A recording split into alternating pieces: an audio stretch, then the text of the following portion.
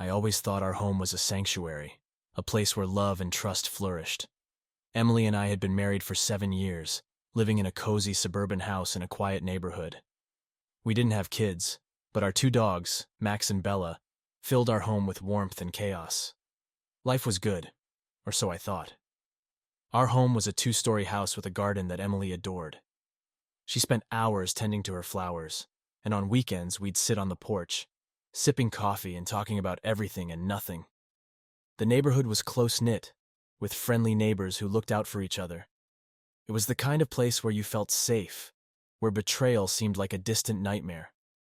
Emily worked as a marketing executive for a big firm downtown. She was smart, beautiful, and had a way of lighting up a room with her presence. I worked in IT, a steady job that allowed me to work from home most days. This setup gave me the flexibility to support Emily's career and take care of the house. Our evenings were typically spent cooking together, watching movies, or going for walks with the dogs. We had our share of disagreements like any couple, but we always found our way back to each other. I believed we had a strong foundation built on mutual respect and love. Little did I know, the cracks were already forming, invisible to my trusting eyes. Everything changed one rainy afternoon. I was in my home office, buried in work, when I heard Emily's phone buzz repeatedly in the living room. She had left it there when she went out to run errands. The incessant buzzing piqued my curiosity. Emily had always been protective of her phone, never leaving it out of her sight for long. This was unusual.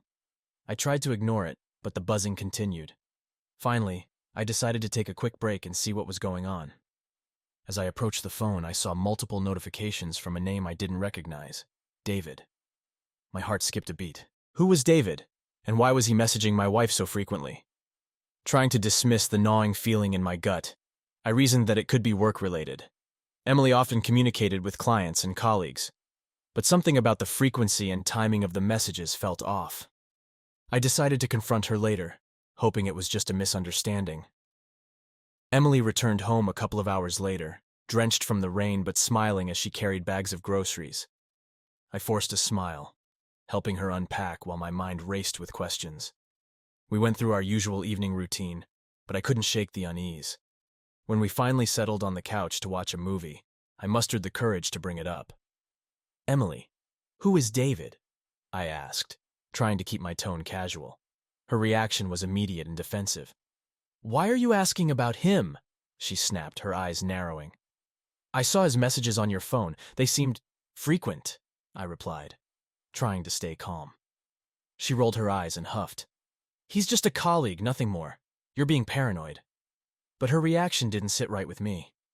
Emily was usually open about her work and friends. This defensiveness was out of character. I didn't press further, not wanting to start a fight, but the seed of doubt had been planted. As we watched the movie, her laughter sounded hollow, and I felt a growing chasm between us. In the days that followed, I became more observant. Emily's behavior was subtly different. She was more secretive with her phone, often stepping out of the room to take calls or respond to messages. She started working late more frequently, claiming she had deadlines to meet. I wanted to trust her, but my instincts told me something was wrong. I decided to confide in my best friend, Mike. Over beers at our favorite bar, I laid out my suspicions.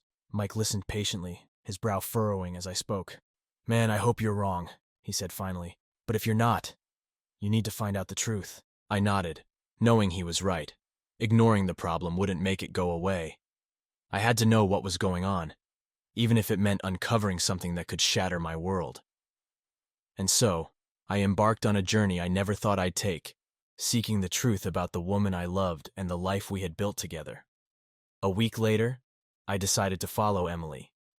She had mentioned another late night at the office, and my gut told me to dig deeper. I left the house shortly after she did, keeping a safe distance as I tailed her car. My heart pounded with every turn, my mind racing with 1,000 possibilities. Instead of heading downtown, Emily drove to a park on the outskirts of the city. It was a secluded spot, not the kind of place you'd expect someone to go after work. I parked a few spaces away, my pulse quickening as I watched her get out of the car and walk towards the park's entrance. I followed on foot, staying hidden behind the trees. As I crept closer, I saw her stop by a bench under a large oak tree. A man was already there, waiting for her. My breath caught in my throat as I recognized him. It was David, her boss. They greeted each other with a hug, and then, to my horror, she kissed him. It wasn't a friendly peck on the cheek. It was a deep, passionate kiss. Rage and betrayal surged through me, turning my vision red. I clenched my fists, my nails digging into my palms as I watched the woman I loved betray me in the most intimate way. All the late nights, the secretive phone calls, the defensiveness. It all made sense now. She wasn't just working late. She was meeting her lover, her boss. I couldn't stand by and watch any longer. Without thinking, I stormed towards them, my anger giving me strength. They broke apart as they saw me approaching, Emily's eyes widening in shock and fear. "Jason, what are you doing here?" she stammered, stepping back. "I could ask you the same thing," I growled, my gaze shifting to David. "But I think I already know the answer." David, clearly not expecting a confrontation, tried to step in front of Emily protectively. "Listen, man, it's not what it looks like," he started, but I was beyond reasoning. Without a word, I swung at him, my fist connecting with his jaw with a satisfying crack. He stumbled back, clutching his face as Emily screamed. The sound of her voice barely registered as I tackled him to the ground, my fists flying in a blind rage. "Jason, stop!" Emily yelled, trying to pull me off him. But I was unstoppable, fueled by months of suspicion and betrayal. David managed to land a few punches, but my anger gave me the upper hand. I hit him again and again, my knuckles splitting and bleeding. It wasn't until I felt Emily's hands on my shoulders, pulling me back with all her strength, that I finally stopped. Breathing heavily, I stood up, looking down at David. His face was a mess of blood and bruises, and he groaned in pain.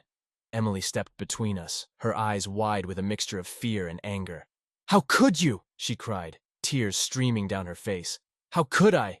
I echoed, my voice shaking with fury. "How could you, Emily? How could you do this to us? To me?" She opened her mouth to respond, but no words came out. I shook my head, feeling a wave of exhaustion wash over me. I turned and walked away, not trusting myself to stay any longer. Behind me, I heard Emily sobbing and David groaning, but I didn't look back. I drove home in a daze, my mind numb. The image of Emily kissing David played on a loop in my head, each repetition cutting deeper.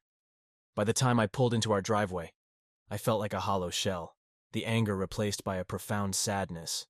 Inside the house, I collapsed onto the couch, burying my face in my hands.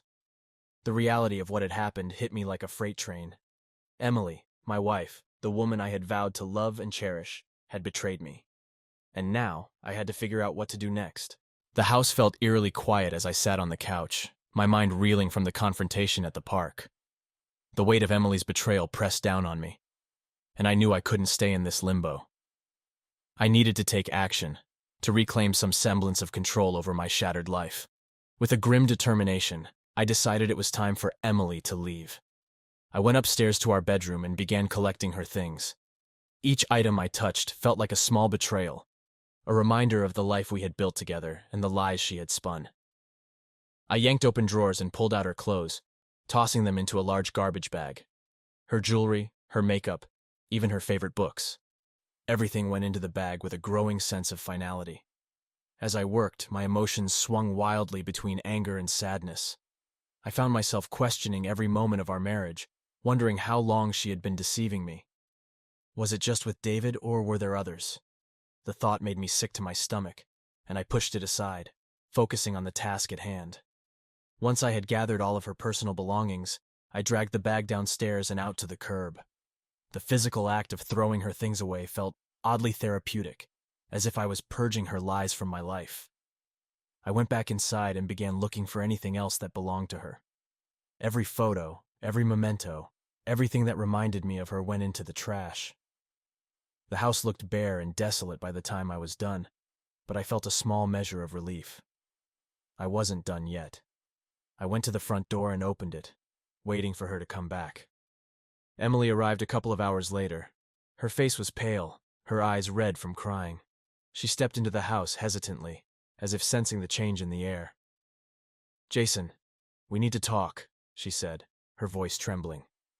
I shook my head, my expression hard. "There's nothing to talk about, Emily. Pack whatever's left and get out." Her eyes widened in disbelief. "You can't be serious." "I've never been more serious in my life," I replied, crossing my arms. I saw you with him, Emily. I saw everything. You betrayed me, and now you're going to face the consequences.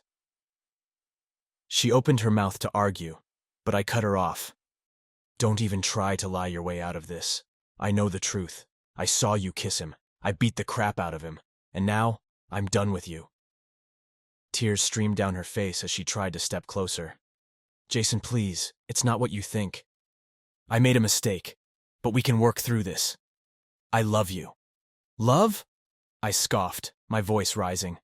Is that what you call sneaking around behind my back? Is that what you call kissing your boss in the park?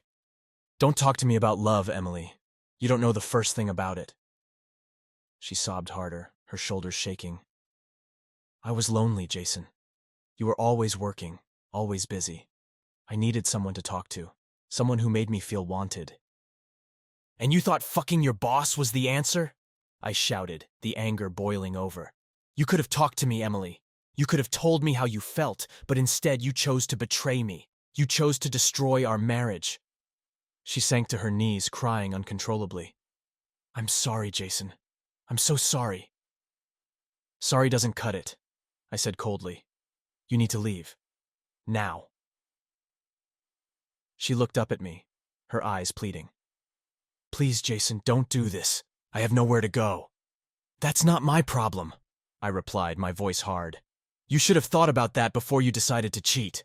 Now pack your things and get out. With a final sob, she got up and stumbled upstairs to gather the rest of her belongings.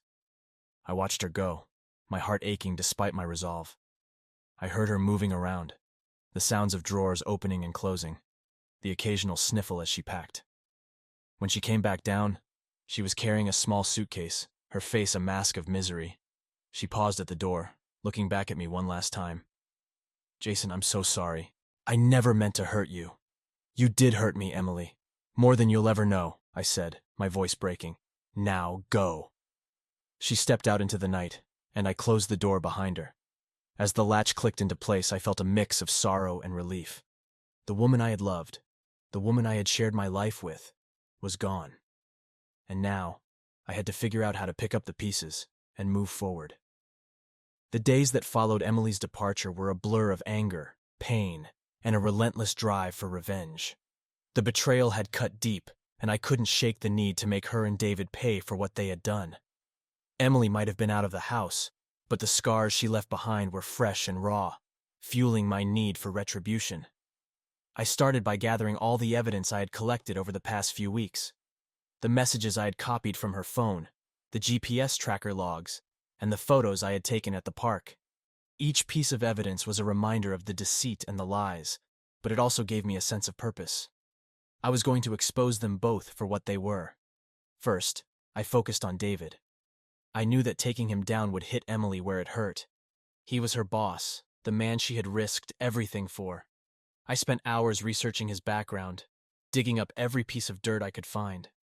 It turned out he had a history of questionable behavior, which I planned to use to my advantage. I set up an anonymous email account and started sending out the evidence to David's superiors and the company's HR department. I made sure to include detailed descriptions of his affair with Emily, attaching the photos and message logs as proof. I knew that this scandal would not only tarnish his reputation, but could potentially cost him his job. Within a week, I received confirmation that my plan was working. David was placed on administrative leave pending an investigation. The company couldn't ignore the overwhelming evidence, and it was only a matter of time before they took further action. Knowing that I had disrupted his life brought a grim satisfaction. But I wasn't done yet. Next, I turned my attention to Emily.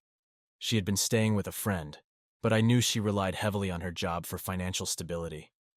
I decided to make sure she felt the consequences of her actions in every aspect of her life. I anonymously sent the same evidence to her company's HR department, knowing that an affair with a superior would violate their code of conduct. The fallout was swift. Emily was called into a meeting with HR and confronted with the evidence. She was suspended while they conducted their investigation. I knew that even if she managed to keep her job, her reputation would be in shambles. The thought of her facing the consequences of her betrayal gave me a twisted sense of justice. But my revenge didn't stop there. I wanted to make sure everyone in our social circle knew the truth. I sent out emails to our mutual friends and family, detailing the affair and attaching the damning evidence. I wanted to isolate her, to make sure she had no support left to lean on. The reactions were mixed. Some people expressed their shock and disbelief, others their sympathy. A few reached out to me, offering support and condemning Emily's actions. It felt good to have people on my side, to know that I wasn't alone in this nightmare. But it also brought an unexpected consequence: guilt. As the days turned into weeks, I began to feel the weight of my actions. I had succeeded in ruining David's career and tarnishing Emily's reputation, but it didn't bring the closure I had hoped for. The anger that had driven me was slowly replaced by an emptiness that I couldn't fill. I realized that revenge, no matter how justified, couldn't heal the wounds left by betrayal. One evening, as I sat alone in the living room, the doorbell rang. I opened it to find Emily standing on the doorstep, her eyes red and swollen from crying. She looked like a shadow of the confident woman I once knew. "Jason, please, can we talk?" she asked, her voice barely above a whisper. I hesitated, torn between my lingering anger and a deep-seated need for closure. After a moment, I stepped aside and let her in. She stood in the hallway, her hands trembling as she clutched her purse. "I know you hate me," she began, her voice shaking. "And I don't blame you. I've lost my job, my friends, everything. But I need you to understand why it happened." I crossed my arms, keeping my distance. "Go on." She took a deep breath, her eyes filling with tears. "I was lonely, Jason. You were always so focused on work, on providing for us. I felt invisible, like I didn't matter anymore. David made me feel seen, appreciated. But it was a mistake. A terrible mistake. I know that now." I wanted to shout at her, to tell her that her excuses didn't matter. But instead I found myself asking, "Why didn't you talk to me? Why didn't you tell me how you felt?" She wiped her tears, looking down at the floor. "I was afraid you'd see it as a weakness, that you'd think less of me. And by the time I realized how wrong I was, it was too late." Silence filled the room as I processed her words. The anger that had fueled my revenge was still there, but it was tempered by a profound sadness. I had loved her once, and despite everything, a part of me still cared. "I don't know if I can ever forgive you, Emily," I said finally, my voice heavy with emotion. "But I need to move on. We both do." She nodded, tears streaming down her face. "I understand. I'm so sorry, Jason. For everything." With that, she turned and left, the door closing softly behind her. I stood there for a long time, staring at the door, feeling the weight of the past few months lift ever so slightly. The road to healing was long, but I had taken the first step. And for now, that was enough. Deciding to get a divorce was both the hardest and easiest decision I had ever made. The betrayal had irreparably damaged our relationship, and there was no going back. I contacted Marcia, my lawyer, and she swiftly began the process. Emily was served with divorce papers, and thus began the long, arduous journey through the legal system. The trial was set for a few months later. During that time, I tried to focus on rebuilding my life. I delved deeper into my work, spent time with friends, and even took up a few hobbies to keep my mind occupied. The nights were the hardest, filled with restless sleep and haunting memories of better times. When the day of the trial arrived, I felt a mix of anxiety and relief. This was the final step in severing the ties that had once bound us together. I dressed in a suit, determined to face this challenge with dignity and strength. The courtroom was cold and impersonal, a stark contrast to the emotional turmoil that had led us here. Emily sat on the other side, looking fragile and worn. Our lawyers exchanged formalities, and the proceedings began. Marcia presented our case with a calm professionalism that I envied. She laid out the evidence of Emily's infidelity, the impact it had on our marriage, and our financial situation. Emily's lawyer, in turn, tried to paint a picture of her as a victim of neglect, someone who had made a mistake out of loneliness and desperation. As I listened to the arguments, I felt a pang of guilt. Despite everything, a part of me still cared about Emily. I had loved her for so long that it was hard to see her in pain, even if she had caused mine. But I knew that this was necessary, that we both needed to move on. When it was my turn to testify, I spoke honestly about our marriage, the betrayal, and the impact it had on me. I didn't hold back, but I also tried to be fair. Emily had made terrible choices, but I acknowledged that I hadn't been the perfect husband either. There were times when my focus on work had caused me to neglect her needs, and I had to own up to that. Emily's testimony was a tearful recount of her loneliness and regret. She apologized repeatedly, both to me and to the court, but it didn't change the facts. The judge listened carefully, taking notes and asking questions, but remained impassive throughout. After several hours, the trial concluded. The judge took a brief recess to deliberate, and when she returned, her verdict was swift and decisive. The divorce was granted, and the division of assets was outlined. I would keep the house and most of our savings, while Emily would receive a smaller settlement. It was a fair decision, one that reflected the circumstances and the betrayal. As we left the courtroom, I felt an overwhelming sense of relief. The legal ties that had bound us were finally severed, and I was free to start anew. Emily approached me in the hallway, her eyes filled with tears. "Jason, I just wanted to say goodbye," she said softly. "I hope you find happiness." "I truly do." I nodded, unsure of what to say. "Take care, Emily. I hope you find peace." With that, she turned and walked away, and I watched her go, feeling a strange mix of sadness and hope. The chapter of my life with Emily was closed, but a new one was just beginning. I left the courthouse and stepped into the bright afternoon sun. The world seemed a little lighter, a little more vibrant. I took a deep breath and started walking, ready to embrace whatever the future held. The journey had been painful and difficult, but I had emerged stronger. It was time to look forward, to rebuild, and to find a new path in life. The months following the divorce were a period of profound transformation. I moved back into the house, a place that had once been a home filled with love and memories, now a symbol of resilience and renewal. The walls no longer whispered secrets of betrayal. Instead, they echoed with the sounds of a man determined to rebuild his life. My days became a blend of work and self-discovery. I threw myself into my job, taking on new projects and responsibilities. The focus helped, but I knew that healing required more than just distraction. I began to reconnect with old friends, rebuilding relationships that had been neglected during my marriage. Their support was a lifeline, reminding me that I wasn't alone in this journey. One of the first major steps I took was redecorating the house. I wanted to erase the remnants of our past, to create a space that was entirely my own. I painted the walls, replaced the furniture, and filled the rooms with things that brought me joy. It was therapeutic, a way of reclaiming my environment and my sense of self. I also started attending a support group for people who had gone through similar experiences. Sharing my story with others who understood my pain was incredibly cathartic. Listening to their stories, I realized that betrayal was a wound that could heal with time and effort.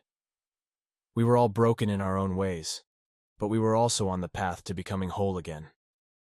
One evening, after a particularly uplifting group session, I decided to take a walk in the park where I had discovered Emily's betrayal. It seemed fitting to confront the place that had marked the beginning of the end. As I walked, I noticed how beautiful the park was, the way the setting sun cast a golden glow over the trees and the lake. It was a stark contrast to the darkness I had felt that day. I found a bench by the water and sat down, watching the ducks glide across the surface. It was peaceful, a moment of clarity amidst the chaos. As I sat there, I realized that I had been given a second chance, a chance to redefine myself and my future. Determined to embrace this opportunity, I started exploring new hobbies. I took up photography, capturing the beauty of the world around me. It gave me a new perspective, a way to see life through a different lens. I also joined a hiking group, immersing myself in nature and the camaraderie of fellow enthusiasts. Each hike was a step towards healing, a reminder that there was a world beyond my pain. It was during one of these hikes that I met Sarah. She was a fellow photographer, with a passion for capturing the essence of the natural world. We started talking, first about our shared interests, and then about our lives. She had her own story of heartbreak, and we found solace in each other's company. Sarah and I began spending more time together, exploring new trails and photographing the beauty we discovered. Our connection grew stronger, built on a foundation of mutual respect and understanding. She didn't try to fix me, and I didn't try to fix her. We were two broken people, finding strength in each other's presence. As our relationship blossomed, I found myself opening up in ways I hadn't thought possible. Sarah's kindness and patience were a balm to my wounded soul. She taught me that it was okay to trust again, to let someone in despite the fear of getting hurt. With her, I felt a sense of hope and possibility. One evening, as we sat by a campfire on a remote trail, I looked at Sarah and realized how far I had come.